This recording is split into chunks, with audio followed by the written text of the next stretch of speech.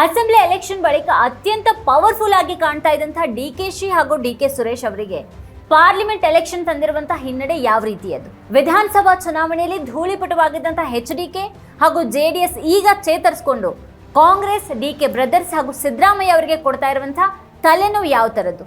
ಕಳೆದ ಅಸೆಂಬ್ಲಿ ಚುನಾವಣೆಯಲ್ಲಿ ಚನ್ನಪಟ್ಟಣ ಕ್ಷೇತ್ರದಲ್ಲಿ ಕುಮಾರಸ್ವಾಮಿ ಅವರಿಗೆ ಎದುರಾಳಿಯಾಗಿದ್ದಂತಹ ಸಿಪಿ ಯೋಗೇಶ್ವರ್ ಅವರು ಈ ಬಾರಿ ಸ್ಪರ್ಧೆ ಮಾಡುವಂತ ಸಾಧ್ಯತೆ ಇದೆ ಅಂತ ಹೇಳಲಾಗ್ತಿದೆ.